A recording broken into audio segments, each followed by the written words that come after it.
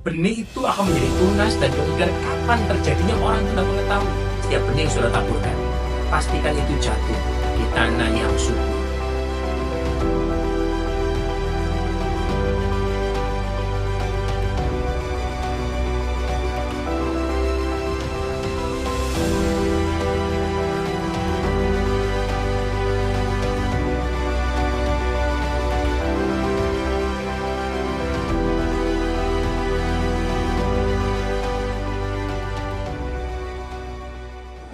Oke, shalom saudara-saudara. Hari ini kita belajar lagi ya firman Tuhan ya.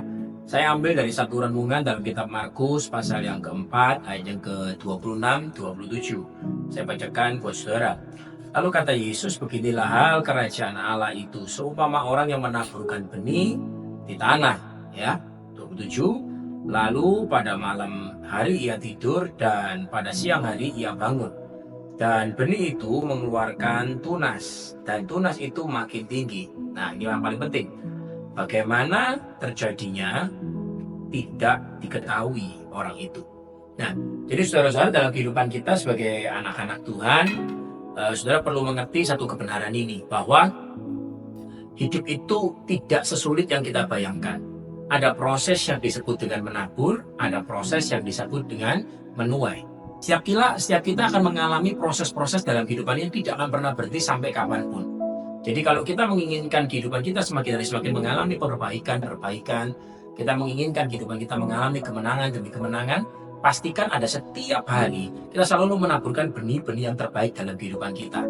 Apa yang kita lihat dalam kehidupan kita? Saudara pasti ingin melihat kemenangan, saudara ingin melihat satu kelepasan, saudara ingin melihat kelimpahan, kesembuhan, dan mujizat. Saya sarankan saudara kumpulkan ayat-ayat firman Tuhan yang terkait dengan apa yang menjadi pergumulan kehidupan saudara. Berhenti untuk memperkatakan fakta.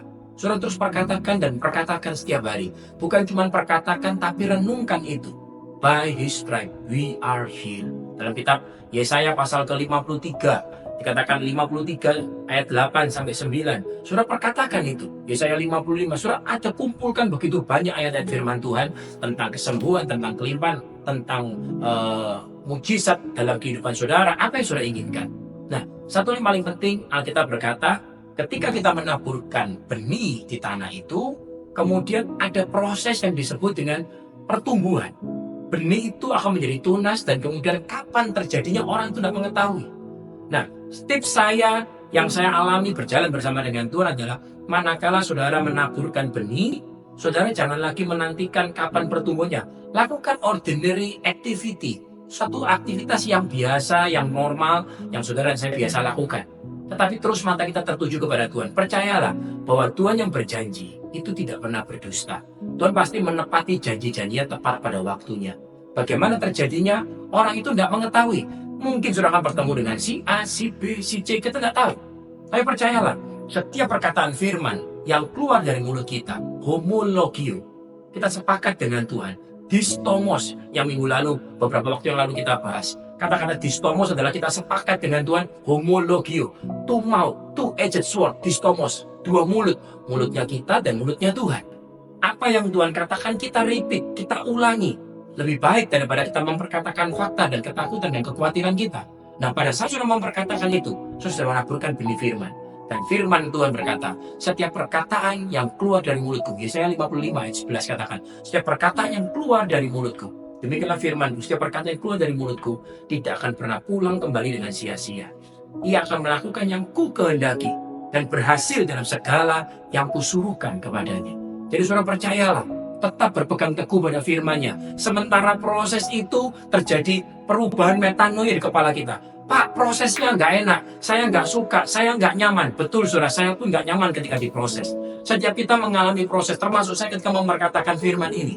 Tetapi tahukah saudara, pada saat sedang membuat podcast ini, saya berkata firman Tuhan, saya sedang menguatkan diri saya. Karena firman Tuhan berkata, sebab iman muncul dari pendengaran akan firman Kristus. Saudara, ketika saya memperkatakan firman, saya sedang menguatkan diri saya. Ketika saya memperkatakan firman, bercerita kepada si A, si B, si C, kepada orang-orang yang membutuhkan, bahwa Tuhan itu baik, bahwa Tuhan itu dahsyat. Saya percaya Tuhan tidak akan pernah berubah dulu, sekarang, sampai selama-lamanya.